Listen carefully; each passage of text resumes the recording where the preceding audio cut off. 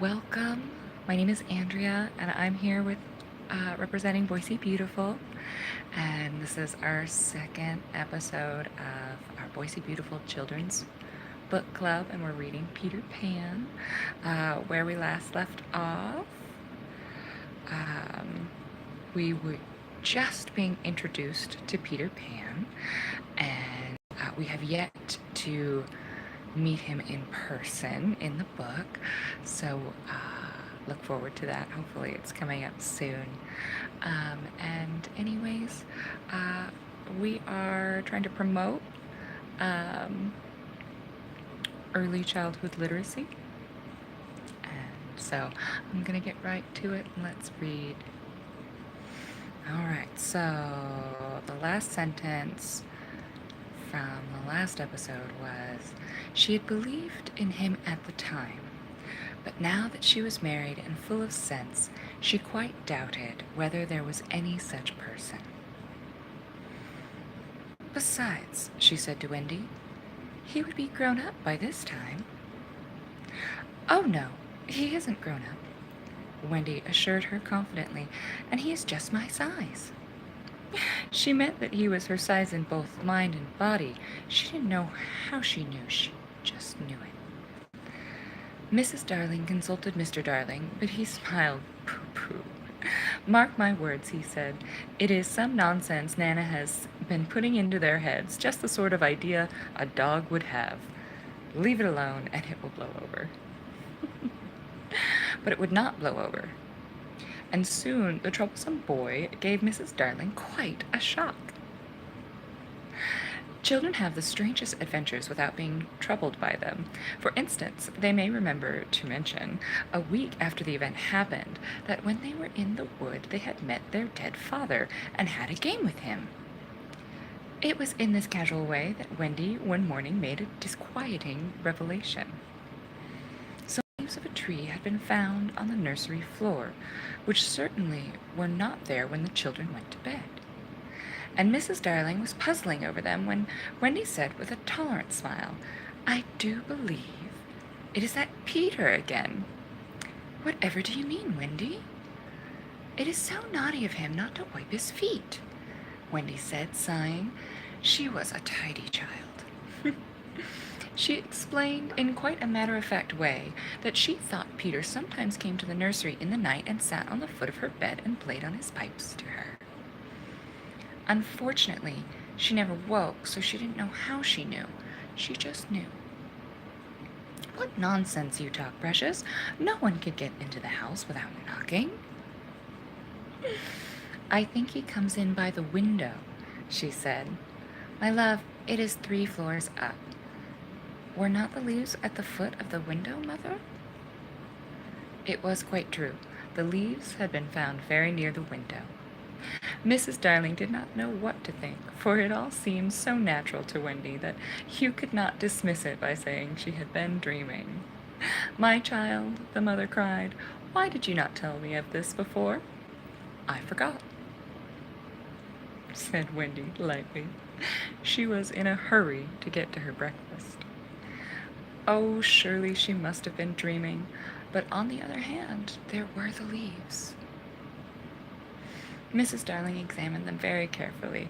They were skeleton leaves, but she was sure they did not come from any tree that grew in England. She crawled about the floor, peering at it with a candle for marks of a strange foot. She rattled the poker up the chimney and tapped the walls. She let down a tape from the window to the pavement, and it was a sheer drop of 30 feet without so much as a spout to climb up by. Certainly Wendy had been dreaming, but Wendy had not been dreaming, as the very next night showed, the night on which the extraordinary adventures of these children may be said to have begun. On the night we speak of, all the children were once more in bed. It happened to be Nana's evening off, and Mrs. Darling had bathed them and sung to them till one by one they had let go her hand and slid away into the land of sleep.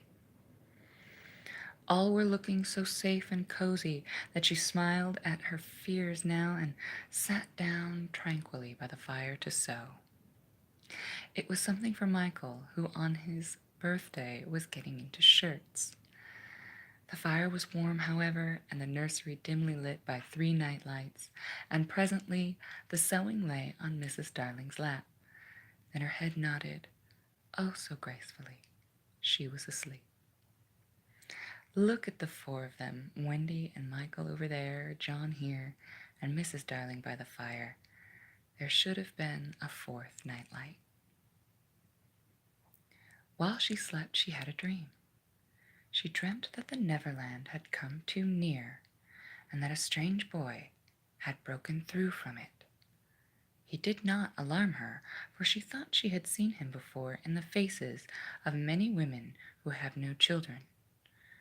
Perhaps he is to be found in the faces of some mothers also, but in her dream he had rent the film that obscures the Neverland, and she saw Wendy and John and Michael peeping through the gap.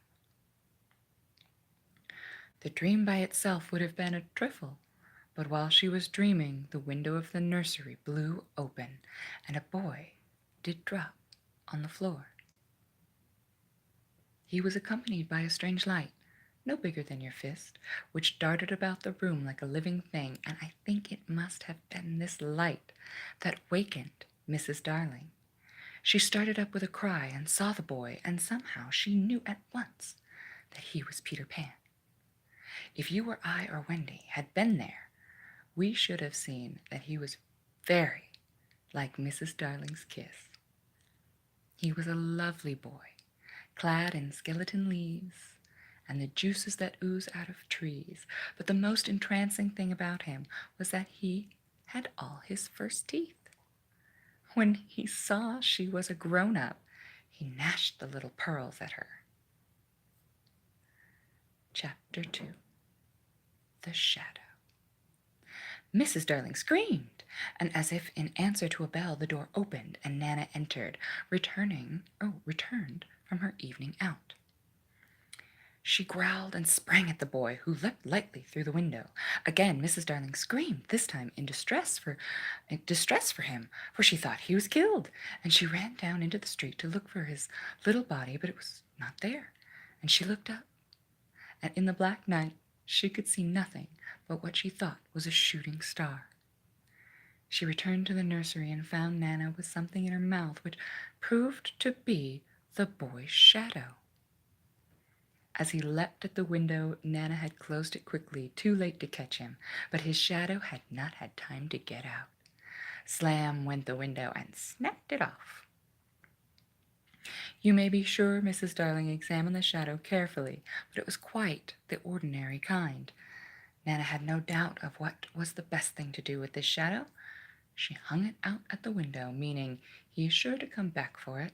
Let us put it where he can get it easily without disturbing the children.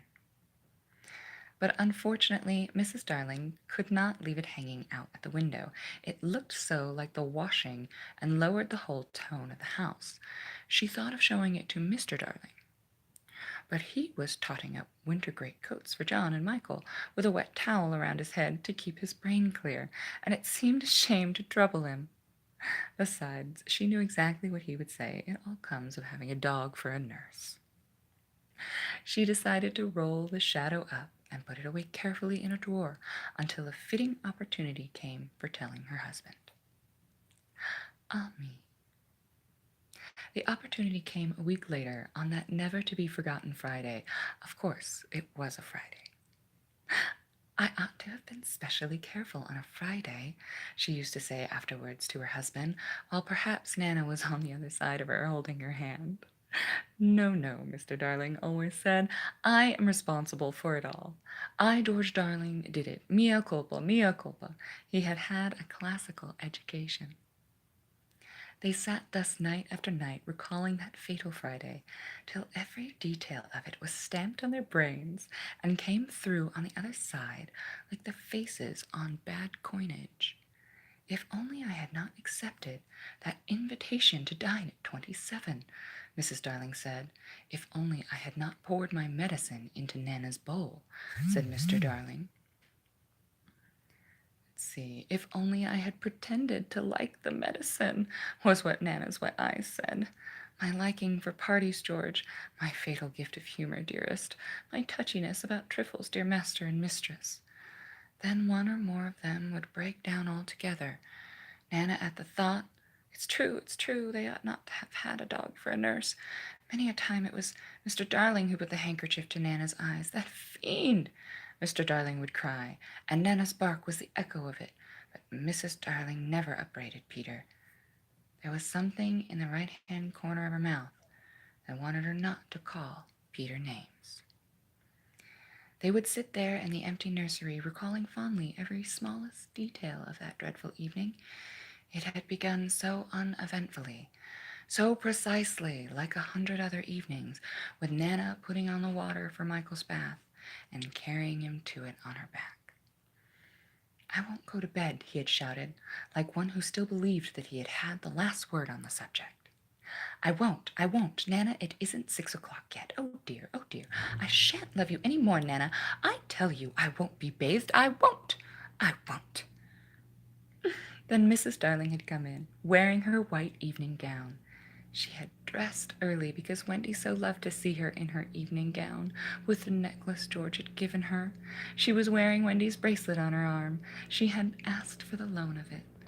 Wendy loved to lend her bracelet to her mother. She had found her 2 older children playing at being herself and father on the occasion of Wendy's birth, and John was saying, I am happy to inform you, Mrs. Darling, that you are now a mother, in just such a tone as Mr. Darling himself may have used on the real occasion. Wendy had danced with joy, just as the real Mrs. Darling must have done. Then John was born with the extra pomp that he conceived due to the birth of a male, and Michael came from his bath to ask to be born also, but John said brutally that they did not want any more. Michael had nearly cried. Nobody wants me, he said, and of course the lady in the evening dress could not stand that. I do, she said. I so want a 3rd child. Boy or girl? Asked Michael, not too hopefully. Boy. Then he had leapt into her arms, such a little thing for Mr. and Mrs. Darling and Nana to recall now, but not so little if that was to be Michael's last night in the nursery. They go on with their recollections. It was then that I rushed in like a tornado, wasn't it, Mr. Darling would say, scorning himself, and indeed he had been like a tornado. Perhaps there was some excuse for him. He, too, had been dressing for the party, and all had gone well with him until he came to his tie. It is an astounding thing to have to tell, but this man, though he knew about stocks and shares, had no real mastery of his tie. Sometimes the thing yielded to him without a contest, but there were occasions when it would have been better for the house if he had swallowed his pride and used a made-up tie. This was such an occasion. He came rushing into the nursery with the crumpled little brute of a tie in his hand. Why, what is the matter, father dear? Matter, he yelled. He really yelled. This tie, it will not tie. He became dangerously sarcastic. Not round my neck, round the bedpost. Oh, yes, 20 times have I made it up round the bedpost, but round my neck, no. Oh, dear, no. Begs to be excused. He thought Mrs. Darling was not sufficiently impressed, and he went on sternly, I warn you of this, mother, that unless this tie is round my neck, we don't go out to dinner tonight, and if I don't go out to dinner tonight, I never go to the office again, and if I don't go to the office again, you and I starve, and our children will be flung into the streets. Even then Mrs. Darling was placid. Let me try, dear, she said, and indeed that was what he had come to ask her to do. And with her nice cool hands, she tied his tie for him, while the children stood around to see their fate decided. Some men would have resented her being able to do it so easily, but Mr. Darling had far too fine a nature for that. He thanked her carelessly, at once forgot his rage, and in another moment was dancing round the room with Michael on his back. How wildly we romped, says Mrs. Darling, now recalling it, our last romp. Mr. Darling groaned. Oh, George, do you remember Michael suddenly said to me, how did you get to know me, mother? I remember. They were rather sweet, don't you think, George? And they were hours, and now they are gone. The romp had ended with the appearance of Nana, and most unluckily, Mr. Darling collided against her, covering his trousers with hairs. They were not only new trousers, but they were the first he had ever had with braid on them, and he had to bite his lip to prevent the tears coming. Of course, Mrs. Darling brushed him, but he began to talk again about it, as being a mistake to have a dog for a nurse. George, Nana is a treasure. No doubt, but I have an uneasy feeling at times that she looks upon the children as puppies. Oh, no, dear one, I feel sure she knows they have souls. I wonder, Mr. Darling said thoughtfully, I wonder. It was an opportunity, his wife felt, for telling him about the boy. At first he pooh-poohed the story, but he became thoughtful when she showed him the shadow. It is nobody I know, he said, examining it carefully, but it does look a scoundrel. We were still discussing it, you remember, says Mr. Darling, when Nana came in with Michael's medicine. You will never carry the bottle in your mouth again, Nana, and it is all my fault. Strong man though he was, there is no doubt that he had behaved rather foolishly over the medicine. If he had a weakness, it was for thinking that all his life he had taken medicine boldly, and so now, when Michael dodged the spoon in Nana's mouth, he had said reprovingly, "Be a man, Michael." Won't, Michael cried naughtily. Mrs. Darling left the room to get a chocolate for him, and Mr. Darling thought this showed want of firmness. Mother, don't pamper him, he called after her. Michael, when I was your age, I took medicine without a murmur. I said, "Thank you, kind parents, for giving me bottles to make me well." He really thought this was true, and Wendy, who was now in her nightgown, believed it also, and she said, to encourage Michael, "That medicine you sometimes take, Father, is much nastier, isn't it?" "Ever so much nastier," Mr. Darling said bravely, "and I would take it now, as an example to you, Michael, if I hadn't lost the bottle." And you know what? I think we'll stop right there. And this has been another reading of Peter Pan, Boise Beautiful. This is our second one. And I hope everybody that came to watch and watches this later enjoys. And have a beautiful day, and bless you.